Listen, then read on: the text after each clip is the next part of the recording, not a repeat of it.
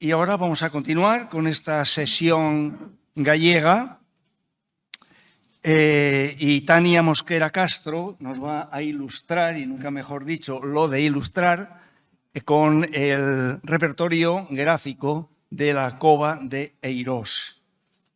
Estamos esperando que nos lo enseñes. Gracias. Primeiramente, grazas pola presentación, grazas tamén ao público pola asistencia, á organización e a Víctor Barbeito pola invitación.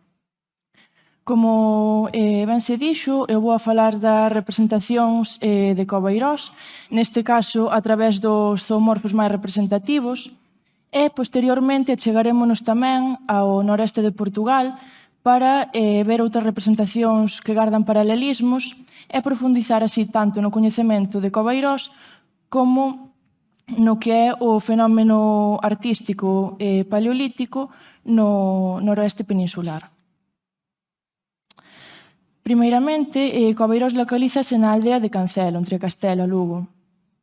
A cavidade está na ladeira do Monte Penedo e, polo tanto, encádrase na Serra do Ouribio e no conxunto das serras orientais galegas. Trátase dunha cavidade cuns 314 metros de longitude que conta cunha boca, unha gateira, unha sala principal ou sala do mamut e diferentes galerías. As intervencións nesta cavidade iniciáronse a finais da década de 1980 debido ao interese paleontolóxico do sitio. Debido aos resultados obtidos, a cavidade converteuse nun sitio de referencia en canto ao estudo do oso das cavernas. Foi no 1993, baixo o proxecto Val do Sarre e Val do Mao, dirixido por Antón Rodríguez Casal, cando se levou a cabo unha nova intervención neste sitio, neste caso de carácter arqueolóxico.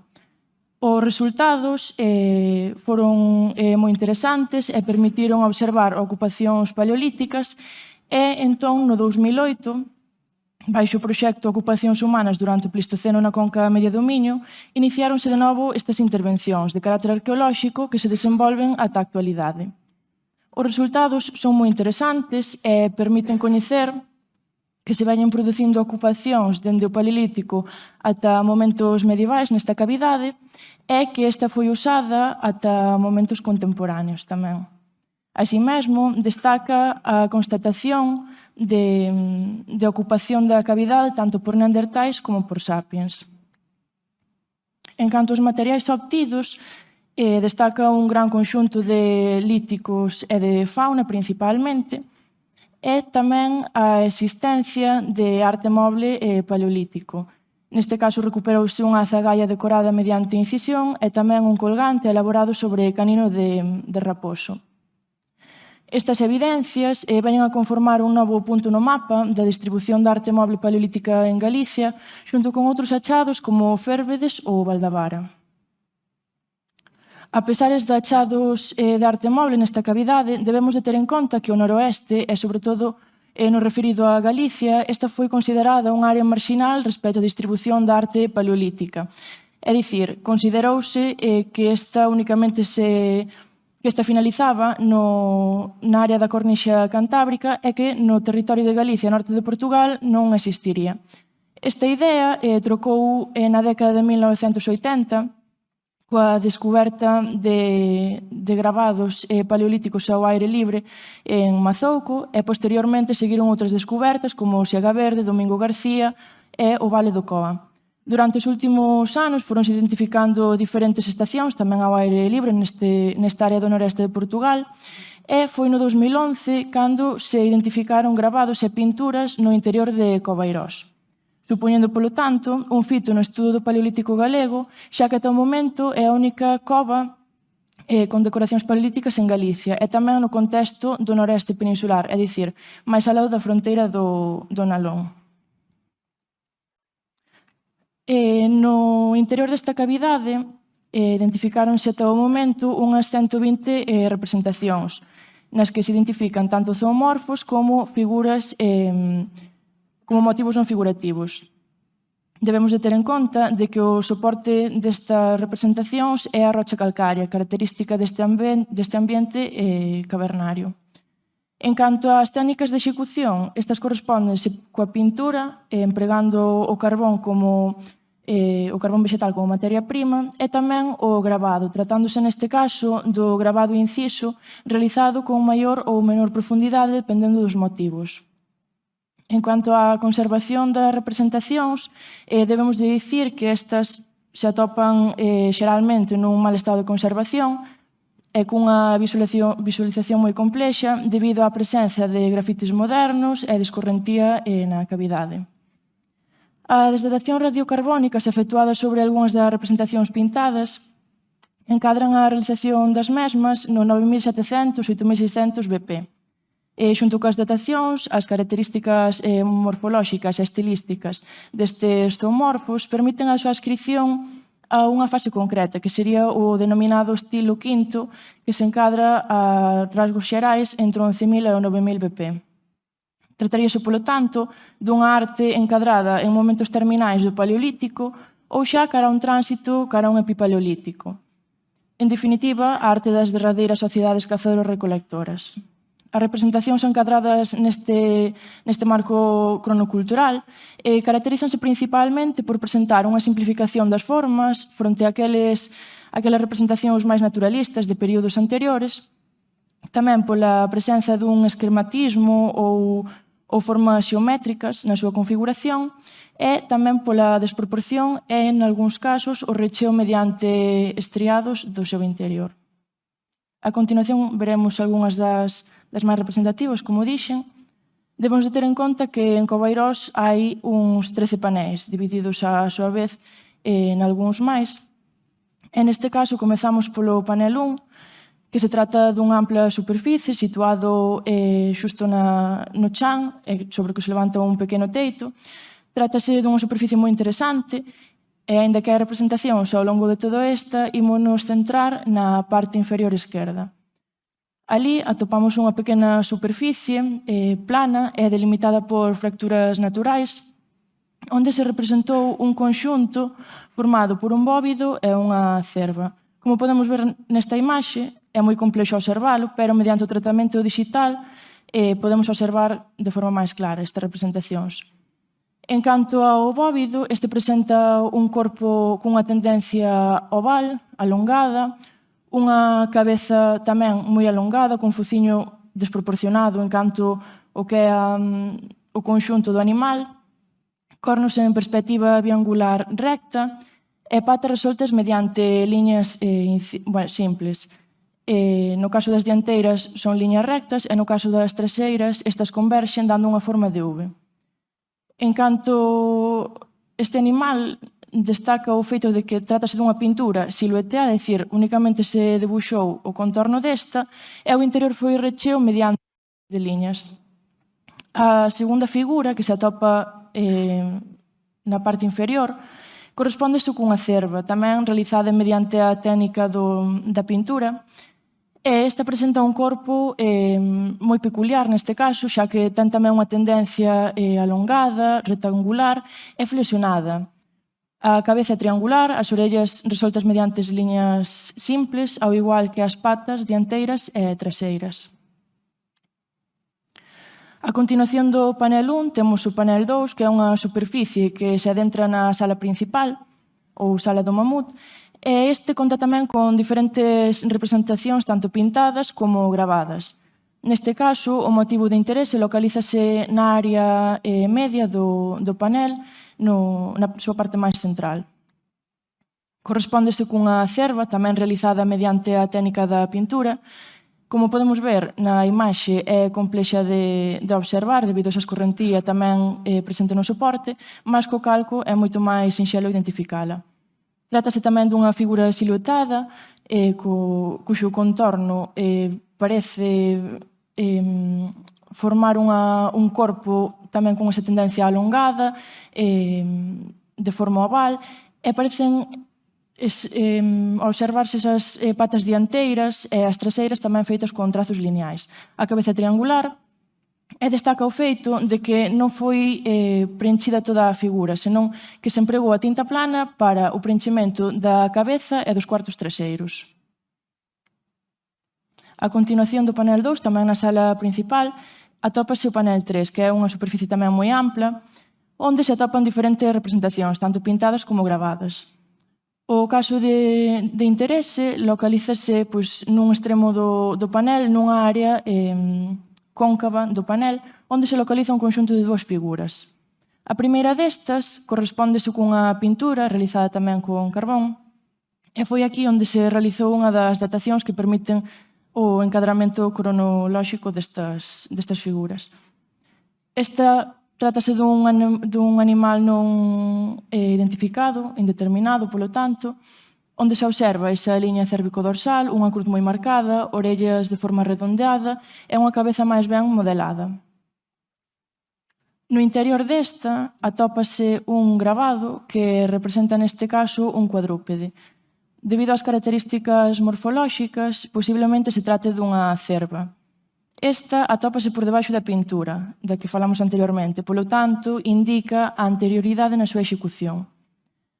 Represéntase a liña cérvico-dorsal e logo un corpo cuadrangular que se vemos nesa imaxe en detalle. Podemos ver como foi renchido tamén interiormente mediante a técnica do gravado inciso.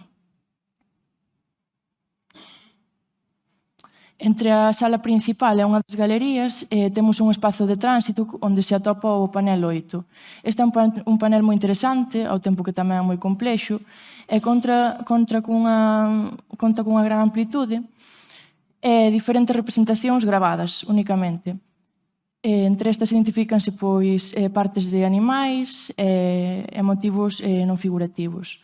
Destaca unha representación que está situada no centro superior do panel, que se corresponde cun caprino inciso. Trátase desta figura, que é moi interesante. En comparación coas anteriores, esta presenta unhas formas máis modeladas, pero, a pesar desta pequena diferencia, encádrase no mesmo período estilístico. Conta cuns cornos resoltos mediante feixes de líneas, cunha liña do pescozo, liña do peito tamén, é unha cabeza moi modelada, é dicir, presenta unha liña de frente que se curva, formando tamén ese fociño que foi preenchido mediante gravado inciso no seu interior. Finalmente, para acabar con estas representacións máis destacadas de Covairós, temos o panel 11. Localízase xa nunha das galerías da cavidade e trátase dun panel cunha forma abovedada. Nesta parte superior atopamos unha representación de grande interese que se corresponde con un gravado. A súa observación é complexa debido a que se atopa baixo un grafite contemporáneo. Representouse un cabalo mediante a técnica do gravado inciso, neste caso é moi superficial, é moi complexa a súa observación e documentación tamén, e este conta cunha forma tamén con esa tendencia alongada, a simplificación das formas, unha cabeza desproporcionada en canto ao que é o corpo do animal. Ese inicio da crineira sinalado mediante a modificación da liña que une a frente coa liña cérvico-dorsal e logo unhas patas resoltas mediante liñas simples. No caso das dianteiras, estas son liñas simples abertas que non se pecharon para conformar cascos e no caso das traseiras é unhas liñas simples converxentes en forma de V.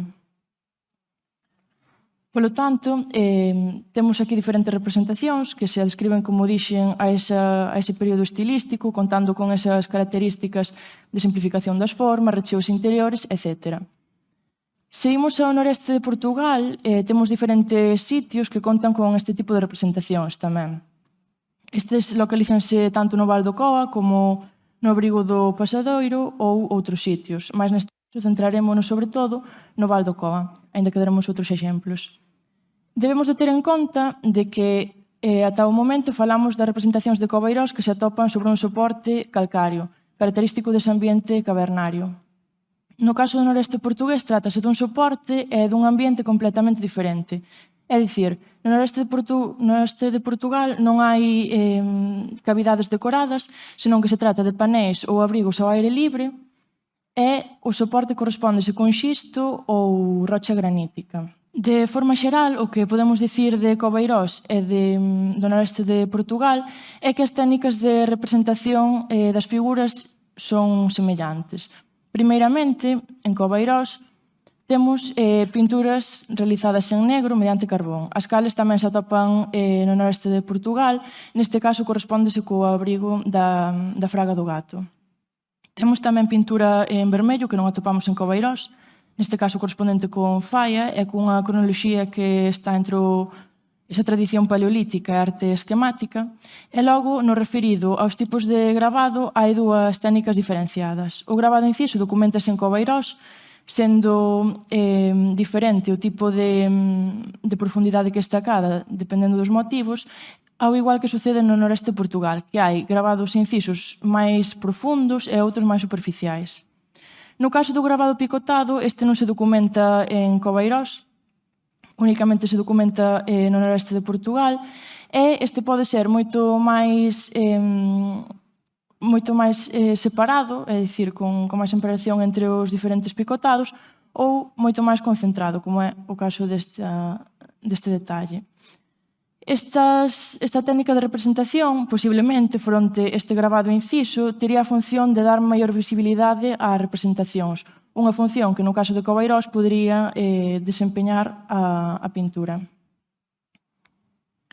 Xa de xeito máis concreto, indo a esas semellanzas morfoestilísticas que nos permiten establecer paralelismos, comezamos co bóvido que vimos anteriormente, ese bóvido panel 1 de Cobeirós, cuxa forma e a resolución das extremidades e dos diferentes elementos do corpo nos fai pensar neste bóvido da rocha 14 de Penascosa, que tamén presenta un corpo moi alongado, un fociño desproporcionado e longo, uns cornos representados na mesma perspectiva e despois unhas patas resoltas de igual xeito. Este é moi interesante, xa que os parecidos son realmente evidentes. E despois temos tamén outra representación que consiste neste caso cun gravado picotado, que é o cérvido do abrigo do pasadeiro. Este presenta un recheo interior con unhas liñas que se semellan moito á resolución interna do bóvido. Vemos, polo tanto, que, a pesar de tratarse no caso do bóvido de Eirós dunha pintura e nos outros casos de gravado inciso e picotado, máis alá da técnica é posible o establecemento de semellanzas. Logo temos tamén a cerva do panel 2 de Cobeirós, que presentaba ese corpo alongado, esas patas realizadas mediante liñas simples. E estas semellanzas establecense co caso deste cérvido da rocha 33 da Canada do Inferno, no Val do Coa tamén, que presenta ese corpo alongado e as patas resoltas, as patas traseiras, resoltas do mesmo xeito. Temos tamén outra representación de interese neste caso, que é o bóvido da Falla, no Val do Coa tamén, que presenta esa forma alongada, esa desproporción das partes e esas patas tamén alongadas mediante liñas simples que fan lembrar a esta cerva.